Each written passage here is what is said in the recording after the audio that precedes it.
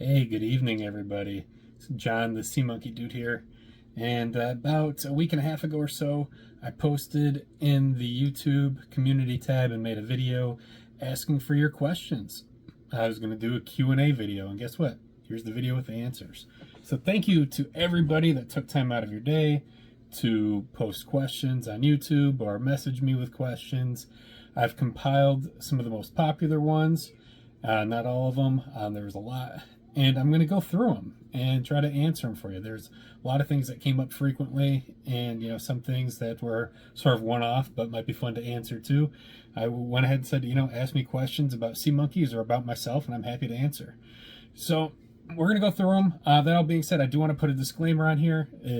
I'm not an expert. I am not a scientist. I'm not a biologist. I'm not a vet. I'm a guy with a hobby, right? I had sea monkeys as a kid a couple times. I was like in elementary school, then once or twice as a teenager maybe.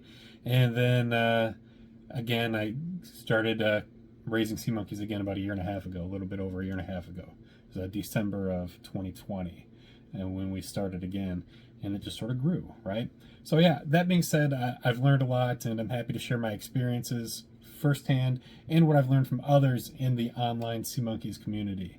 All that being said too, I do not work for Trans Science, a sea monkey company. They do not pay me or anything like that. These are all my opinions, not theirs or anybody else's. Also, please don't hold me accountable if your sea monkeys happen to not do so well. They're tougher to raise than you'd think, and if you've watched some of my recent videos, you've seen I've had challenges too. All right, let's get into the questions. So I'm just going to go down a list. I've got them all written out here, and we'll answer them. So Mr. Sir asked me, how do you get a community tab on YouTube without 1,000 subscribers? I don't know. I looked into it a little bit, and it looks like you need to have 500 subscribers to have a community tab on YouTube. I've got over 500, I've got less than 1,000. So there you go. Close to 1,000 though. We're at 900 something, so tell your friends. All right. Next person asked, and this was from No ID Boise Battle Rap.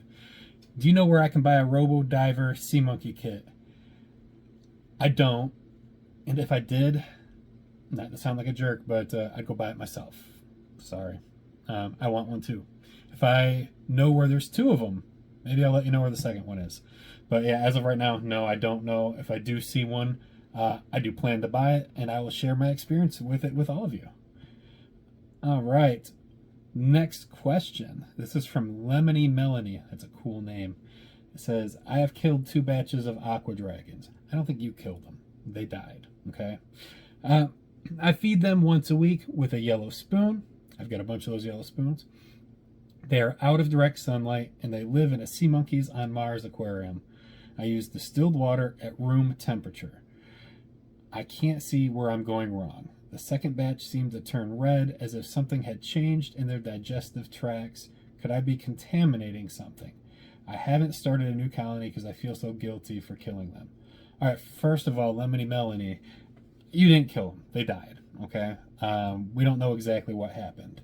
So the things that you said, how you've got it set up, sound all right. Now you say room temperature. I don't know what room temperature is, right? They like it warm. I keep my room here. This is my Sea Monkey room / office / Pez room. I keep it warmer in here than I prefer. Warmer than the rest of my family prefers too, because the Sea Monkeys like it warm. As silly as that sounds, right? The Sea Monkeys dictate the temperature in this room. I try to keep it in the mid 70s or higher. Room temperature in here is mid 70s, 75-ish, right, degrees Fahrenheit. And then some of the tanks are a little bit warmer because I've got heaters and stuff like that on some of the individual tanks. But I mean, if you can keep the Sea Monkeys around 80 degrees Fahrenheit, you're probably going to do pretty well. As far as, contaminants in the water, that can happen. I'm pretty sure that's happened to me in the past. I've had colonies die out almost overnight. And it's like, what the heck happened? I don't know, I've accidentally killed colonies before. I had one where, a lot of them had died. I tried to save the survivors by sucking them out with an aqua leash, right, and putting them in another tank. And then all of a sudden, that second tank, they all died. Very sad. But there's probably some sort of contaminant in there. It can be something that's airborne. Who knows? Crap happens, unfortunately. So it's hard to say what went wrong. As far as turning red, I've got a lot of red sea monkeys. Typically, it's the females that turn red. I don't know why, but I've got a lot of red female sea monkeys. And I mean, I've got other colors too. You know, most of them are, pale white colored, but I've seen tan, I've seen green, I've got a green one right now. Red or rust color is fairly common, and a lot of this has to do with what they eat. But I've had multiple colored sea monkeys in one tank. Now maybe some of them are eating different types of the particles that are in the food. The food I don't think is just one thing. If you're feeding sea monkey food, plus you've got algae growing in there and stuff like that, and they can be eating anything else that's broken down inside that tank. So lots of reasons why they could turn color. That doesn't necessarily mean something bad happened to them right there, not just based on their color. All right, next question is from Umbrella Bird Drive. You guys have some weird names. That's sort of cool though. It says, our brine eggs never hatched. Where do you recommend getting them? We have a water heater. I'm glad you got a water heater. That's good. As long as you're keeping them at a good temperature, that's fantastic. I'm sorry your eggs never hatched. They can take a long time to hatch. Where I recommend getting them is from SeaMonkeys.com. That is sea-monkeys.com. You can get the official Sea Monkey packets right there, or any retail store that sells Sea Monkey brand products. I don't use generic brine shrimp eggs. There's tons of them out there. I've seen them on Amazon, and I think some pet stores, sell them too. But I don't use those, so there's probably some other people that can give you some better tips about that. But I use Sea Monkey brand products because I like the nostalgia and I like the brand. They've been around for 60 some odd years now, and they've proven to be good products. So that's what I use. As far as them hatching though, sometimes they can take a long time. Typically now when I start a new colony, it takes me about 2 days before I see babies in there. Now, part of that could be because they're taking a little bit of time to hatch. A lot of times water temperature has something to do with that. The colder the water, the longer it'll take. Also, my eyes aren't great. You notice I wear glasses, right? Sometimes I wear contacts. Sometimes I take my glasses off when I make videos just because I don't like how I look with glasses. But my eyes aren't perfect, and maybe that's why I don't see them right away. Because I swear when I was a kid, I could see them like the day I put the powder in there. Maybe they changed the formula. I don't know. But my point is it can take a couple days, or it can take up to a couple weeks, for them all to hatch. So I wouldn't stress too much about that. But as far as where to get the eggs from, I'd get them from SeaMonkeys.com or any Sea Monkey retailer. Hobby Lobby has the refill kits if you're in the United States for the best price that I've seen. You can get them either for $6.99 or $7.99 depending on what day you go in the store. They have them on HobbyLobby.com too. I don't know how much you got to spend to get free shipping, but it's worth looking. That's the best price that I've seen. All right. Ooh, Dizzy Dragon asks, what's your favorite vintage tank before the 2000s? That is cool. There's a lot of unique stuff that came out like right around the year 2000. Like you got like the space shuttle and the Explorer sub and stuff like that. Those are cool. But I'm pretty sure those are both past the year 2000. Don't quote me on that, but they're around there. My favorite that I've got in my possession that's older than that is probably the circus set from the 1980s. It looks like an ocean zoo. Mine is green, but I think it came in a couple colors. I've actually got it right here. I can show you part of it. You can look at one of my other videos to see it in action.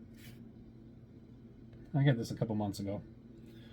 So this is typically just looks like an ocean zoo. Mine's green. I think it came in some other colors.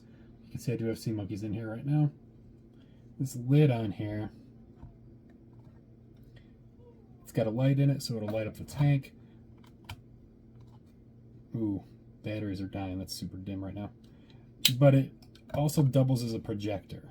And it comes with a little cardboard setup to hold the lid, so you can use it as a projector, sort of holds it in place.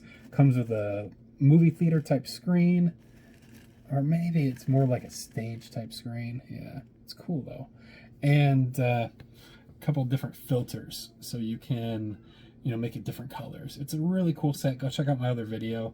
I think that's from the late 80s, maybe mid 80s. Don't quote me. I think I've got the year in the other video though. So that's probably my favorite. Next question, where do you get all of your rare tanks? Great question. A couple places. They're all online. I've never found a rare tank in the wild, like at a garage sale or anything like that.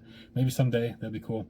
But eBay is the #1 place. I've gotten a lot from eBay, and I've heard a lot of people say, well, I checked on eBay and I didn't see anything. Well, check again tomorrow, because you know what? You don't know when someone's going to post something. Just today, someone posted a Big Show tank. You know, that's the movie theater looking one, the other projector tank. This one, right? These are hard to come by, and they're really cool. There's one on eBay today. It was buy it now for $200 or make an offer, and it's not there anymore. Someone bought it, right? So yeah, they come up and they go quickly for some of the cool ones, right? So make sure you're looking often. eBay is just one place. I've looked on Craigslist, haven't had much luck there, but I look. Mercari, I've bought a couple from Mercari. Facebook Marketplace, I've bought a couple as well, and from other collectors in this great community of ours. So you guys are probably watching this on YouTube, but I'm in SeaMonkey communities on YouTube, Instagram, Facebook, Reddit. I think that's it, right? So I know a lot of people from all those groups, you know, which is sort of cool. And some of you guys are cross-platform like me, you know, which is awesome. I love seeing the same people commenting on my videos that I'm talking to on Facebook or Instagram. But I've made friends with other collectors, and we've traded things back and forth. A couple things have been gifted to me. I'm very thankful for that. And, you know, I've made purchases, you know, from other collectors. So that's where I get all of my, you know, rare tanks. Next question is from Shell B. Is your name Shell B or Shelby? Cool name again. It says, is there a way to filter a tank without getting them stuck in the filter medium? I don't think so. I say filters are SeaMonkey death traps. I don't use them in any of my tanks, and I don't recommend you use them. If someone figures out a way to do that, hey, let us know. You know, but I don't recommend trying it, because you're probably going to kill them. Yeah, simple as that. So no filters. Someone asked, how long is the gestational period? I tried setting up a nursery tank, but it seemed to take forever for the females to give birth. And then putting them back into the main tank. That's from Beta Bow. Well, Beta Bow, I do use nursery tanks sometimes, or I've been using a reverse nursery process a little bit recently. And they basically do the same thing. But it sounds like you're taking your pregnant females out and putting them into a separate tank. You don't know how long it's going to take for them to have their babies. You'll see an egg sac on there. Sometimes the egg sac will be there for a couple weeks, sometimes months, sometimes it never seems to go away. They'll lay their eggs or have their babies when they're ready. Yeah, it's not like it's 9 months like a person, right? It's they're sort of weird animals that way. And sometimes they give live birth, and sometimes they lay the eggs, and the eggs might like lay dormant in the tank for months or weeks or a day. You don't know. So instead of taking the pregnant females out, take the babies out. You want to separate the babies from the adults, is the way nursery tank works. So that way the babies are able to, you know, eat the food without having to combat the adults for it. I think that's the theory that most people subscribe to. Seems logical, and it works for me. And my SMES right now, SeaMonkey's Executive Supersize Suite, you can get it from SeaMonkeys.com if you're in the US or Canada. My tank is thriving. I've got it over here. I posted some videos on Instagram of it recently, and maybe one on YouTube too. Go take a look. There's tons of them in there, dozens and dozens and dozens. And these were all babies just a couple weeks ago, like the super, super tiny babies, like newborns. So I took all the adults out, put them in another tank. All these babies grew. You know, they're able to eat, and they're doing really well. So my suggestion, you know, separate the babies from the adults. Don't separate the pregnant females. Just wait for them to give birth. John, what the heck is up with your hair? Okay, so you've probably been watching a while. Since I've been posting SeaMonkey videos, I don't think I've gotten very many haircuts, maybe one. I wear hats a lot because I've got bad hair. I've always got bad hair. I've had a receding hairline since I was like 19. I'm 38 now, so it's half my life. My hair's been going away, and it's getting worse. Also, I'm growing my hair out. So not only do I have bad hair to begin with, I'm growing it out for a Halloween costume, so it looks really funky right now. This is why I wear hats, all right? So I am growing it out for a Halloween costume. I don't like my hair being this long. This is the longest my hair has ever been in my entire life.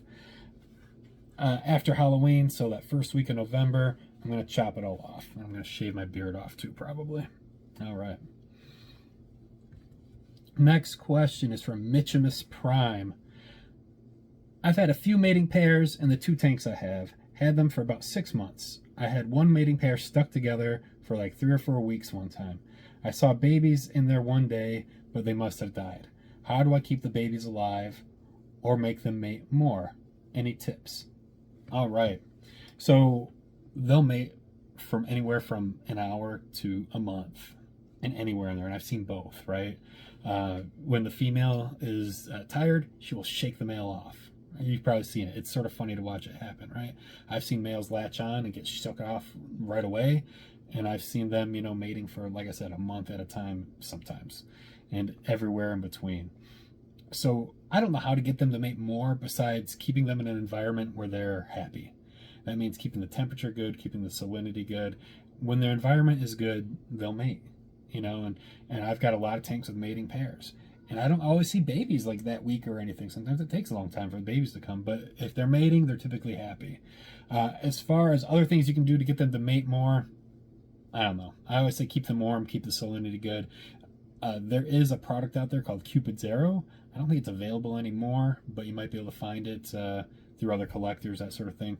And it's a mating powder. I don't know what it's made of. I don't know if it's like sea monkey Viagra or what, but supposedly it helps them mate. I got one packet of that about 1.5 years ago, and I haven't gone through it all. And I haven't used it in, probably over 1 year, because mine typically mate all right. But I have used it in the past, and I don't know if it really works or if it's coincidental, but I've put it in instead of the regular food during a feeding when I had a bunch of adult sea monkeys in a colony that weren't mating for whatever reason, and the next day I had a couple mating pairs. Is it coincidental? Maybe. Did that Cupid Zero do something? Maybe. I have no idea. But you might be able to find some of that, Mitch. All right, next one. You're so awesome for doing this. Thank you. I follow you on Instagram as well. I've had my first tank 26 years ago, then again in 2007, and finally I have 3 tanks now. That's awesome. That's how I started, was with 3 1.5 years ago. Then we got up to 20 something. Anyways, I remember some stuff, but not too much. My question is, once you see sea monkeys mate, how long until you're able to see the egg sac grow? Never paid much attention in the past. I have one couple that just attached last night, still attached as of this morning. I've seen them attach a few weeks ago, but they'd separate only after a few hours, but nothing came of it. Well, I mean, that's probably similar to any other animal or person, right? If they mate, doesn't necessarily mean there's going to be a baby.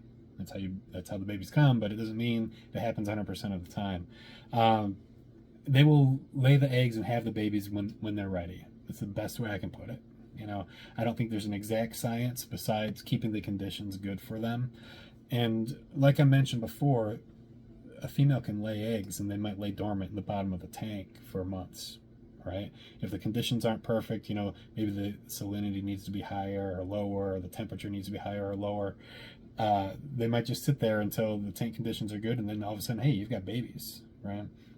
Also, it's good to note that the females can have babies without a male. Yeah. Glad people can't do that, right? So, yeah, the females can have babies without a male.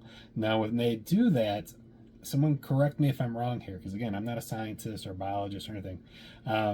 Those babies are going to be pretty much clones of that female, so they'd only have females. And I think it's good to have the males in there to mix up the gene pool a little bit, so your sea monkeys don't have the exact same DNA or whatever. But they can do that, and it's a sort of a really cool, say feature. Feature doesn't sound right.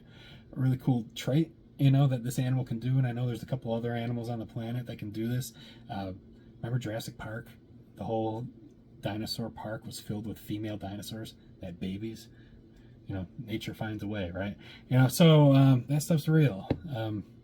They can have babies on their own. So there's lots of different factors that are going to go into, when they mate, when the eggs hatch, all that good stuff. But even if you don't see any males in your tank, don't worry.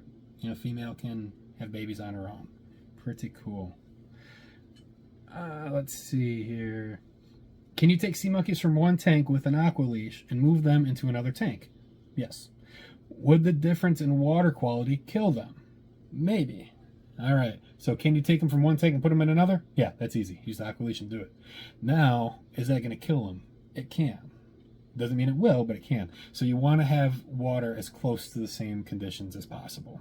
You know, so especially with adults, it seems like babies are more resilient to change like that, but the adults are used to their water conditions or whatever. You change them, give them a few days, and you can see some that look sick. They start swimming slower. It's because it sort of shocked their system. I've done it. Yeah, it sucks, right? So when I say water conditions, I mean, I'm talking about temperature, talking about salinity. You know, some people measure the pH and stuff like that. I've never done that, but I know some people do. For me, I try to measure temperature and salinity. That's easy to do. You can get tools to do that. Temperature, thermometer, right? You can get tank thermometers, you know, make sure, hey, they're right around the same temperature. Salinity is right around the same. And I've done that and had good luck. You know, when I've moved them from tank to tank without taking the measurements, without, you know, checking that stuff, I've had some that did great and I've had some that didn't. You know, so that's something that I would make sure you're checking before you move them from one tank to another. All right, next question. It's from the same person, Outback Exotics. If I combine 2 sea monkey colonies in the same tank, would I need to feed them double? Great question. And easy answer, yes. You know, that being said, I always say when you're feeding them, use your observation skills, because there isn't a right amount of food or right feeding schedule that's going to work for every colony that's out there. So I typically feed mine around twice a week. That being said, I'm looking at them every day and I'm saying, okay, are you eating? How cloudy is the water? And the adults, you can see their gut line when it's full. It's dark, right?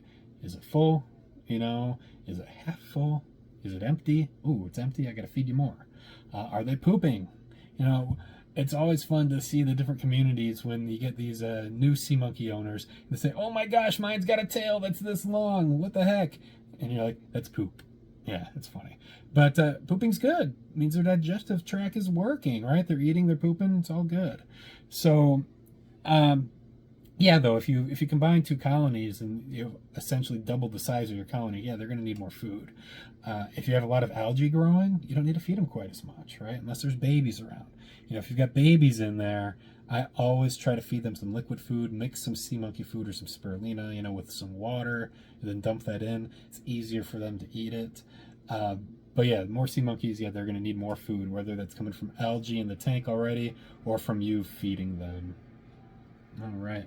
Next question. What do you do for work?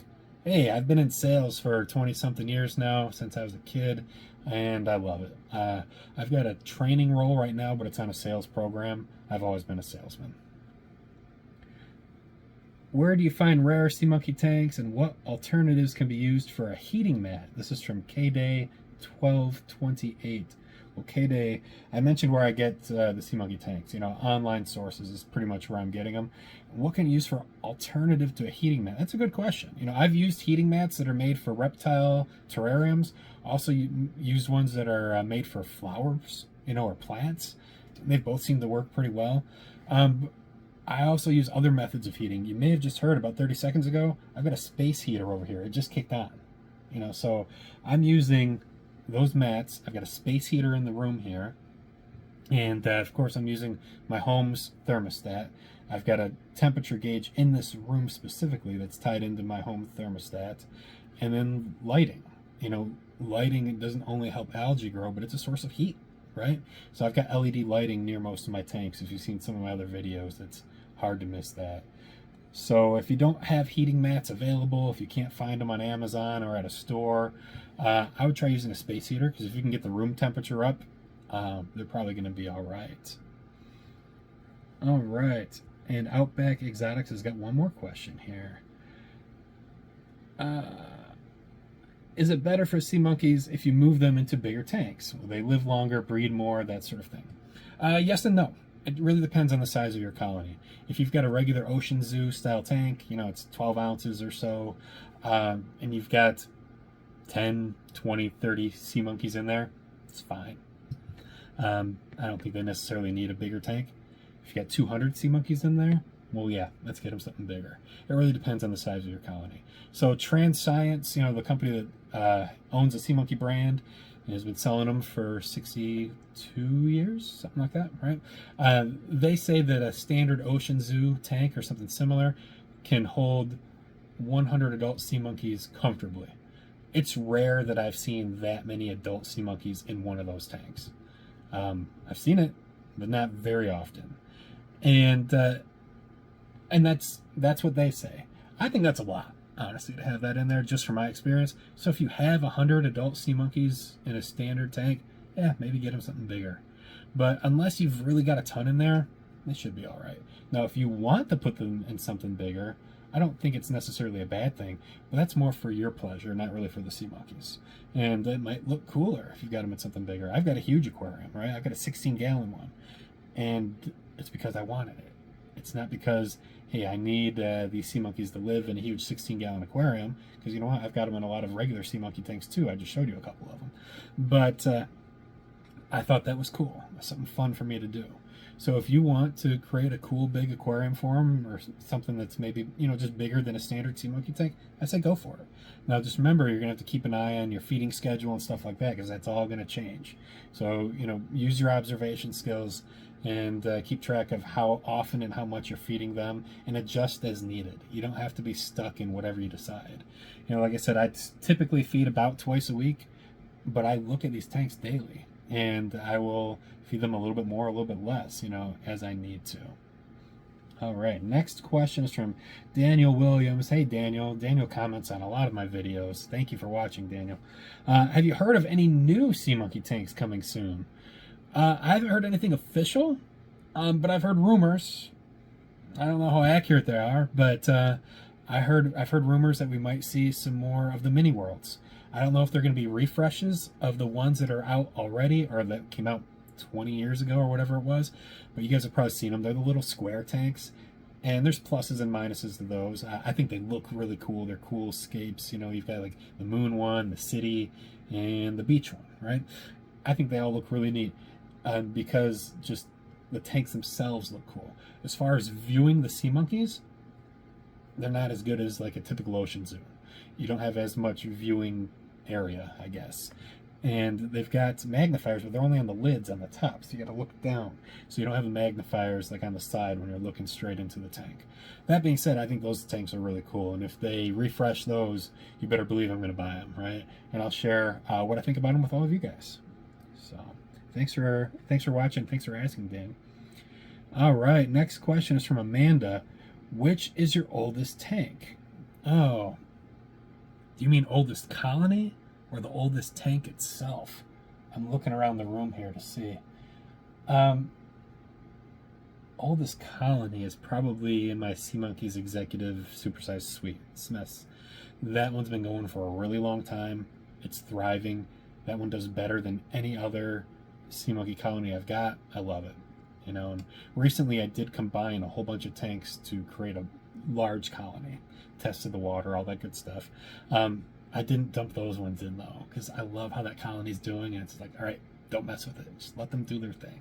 I feed them and aerate it, but yeah, I didn't want to, combine them into another one. They're doing really well. Okay. If it's the oldest tank itself, if that's what you're asking, again, I think it's that one that I just showed you guys recently, the circus one with the projector lid, that Green Ocean Zoo.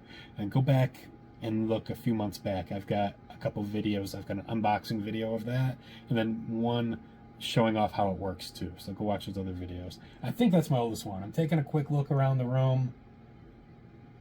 I've got some other ones that are from the late 90s, early 2000s, more recent, like the current ones. I think that's my only one from the 80s. I don't have anything older than that.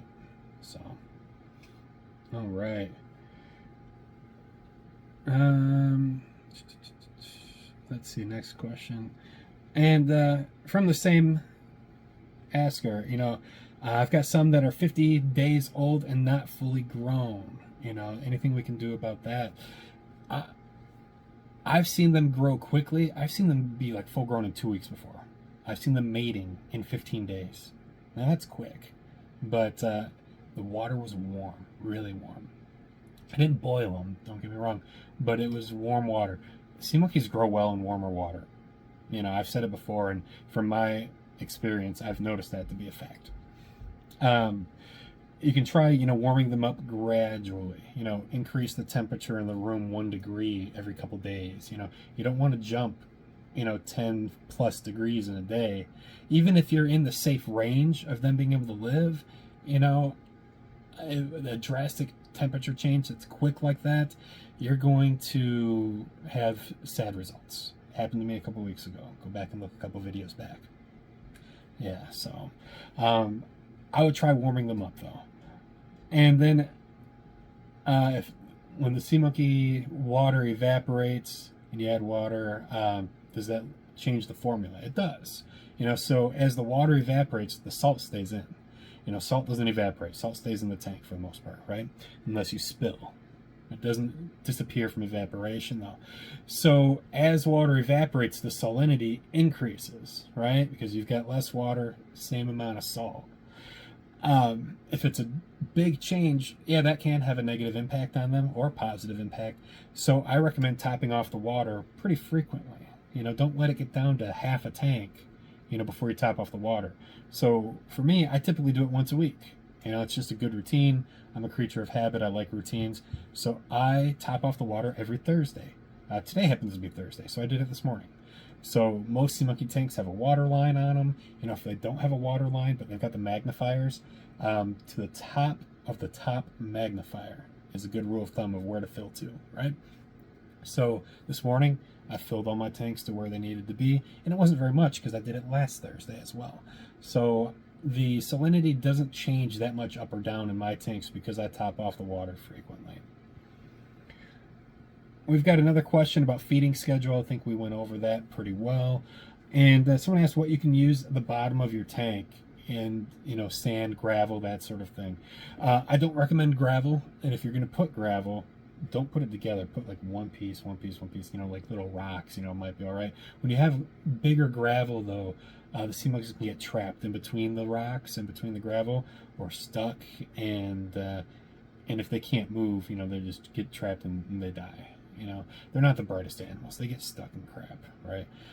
I've had them get stuck in fake plants and stuff like that, and I just put some fake plants in an aquarium, so I got to keep an eye on there and see if they're starting to get stuck. The plants I put in, I think the leaves are far enough apart where they're not going to get stuck. You want leaves that are like this, not like this, right? Spread apart so they can swim in between them easily. Hopefully mine will be okay, but keep an eye on them. So I wouldn't recommend gravel at all. Sand, I've used sand, and there's pluses and minuses to it. Sea monkeys don't get stuck in the sand. It's fine enough where they don't really, get stuck. And it can look pretty. It can make the bottom of your aquarium look nicer. I agree with that. Downside to using sand, and I experienced this with my very large tank. First time I set that up, I put some black sand in there. It looked cool. I liked it. But after that, I filled the tank with water, sea monkeys, all that good stuff, had the other decorations in there. There's still tiny, tiny pockets of air that are in that sand. There's it's mixed in all over the place. Now, for whatever reason, when that air is down there for a while, it starts seeping out. It'll bubble up slowly. It stinks. I don't know why, but I read a bunch of crap online about it. And it wasn't that there was something wrong, with the water or with the sand itself, but the air just sort of got trapped down there and sat, under that sand. Then as it escapes, it's coming up and it stinks. It's like the aquarium's farting. It's weird, right? Sort of gross. And it smelled bad. So I always said, okay, if I ever have to redo this big aquarium, I'm not going to put sand. And I did have to redo the big aquarium. Go look at the videos. I talk about it enough in the other videos. But I did not put sand this time. So the bottom is just glass, the bottom of the aquarium, with a couple, decorations, that sort of thing.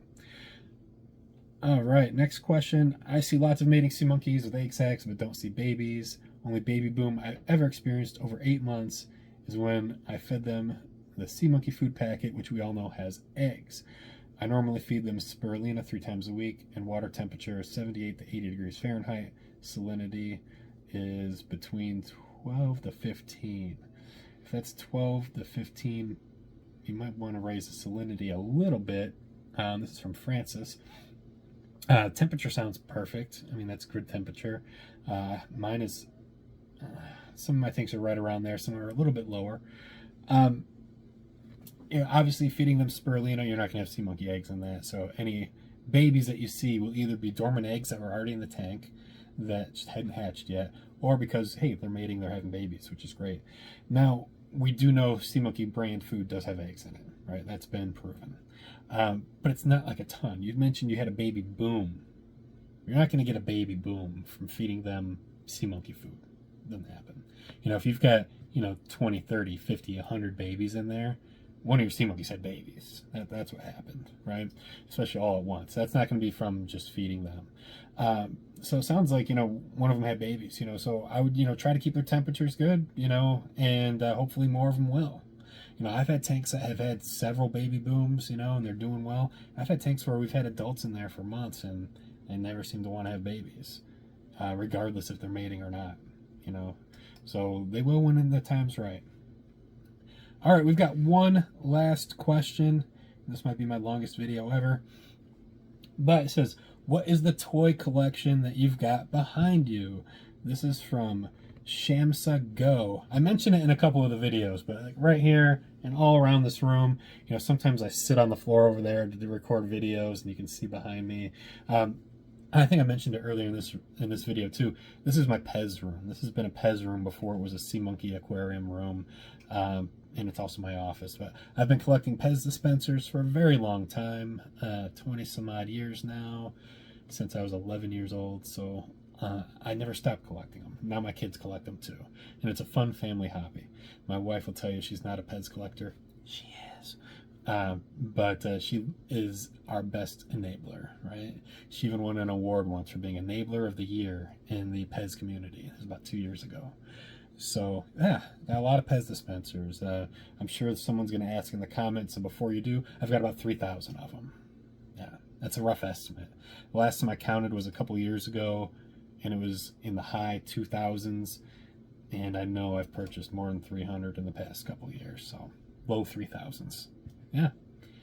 All right, everybody, we are at the 37-minute mark. If anyone watched this whole thing, hey, comment. You're awesome. Thanks for watching. Hopefully you guys got something out of this. I thought it was fun. Thank you so much for your participation, for everyone that commented on the post in the community tab, which you only need 500 subscribers to have, if you guys have your own YouTube channels. And thank you for everyone that commented on my video asking for questions, and for everybody that messaged me through social media. This was a lot of fun. Maybe we'll do it again in like a year or so and answer some more questions. So I hope you guys have a great night. If you liked this video, click that little thumbs up button, and don't forget to subscribe, share, all that good stuff. If you've got friends that are into sea monkeys, or that you want to get into sea monkeys, hey, tell them about the channel too and have them subscribe. I'm trying to get to 1,000 subscribers. I'm not quite there yet, but I got 101 new subscribers last month. So if we do that this month, we'll be there. So thanks for your help, everybody. Enjoy. Have a great night. Bye-bye.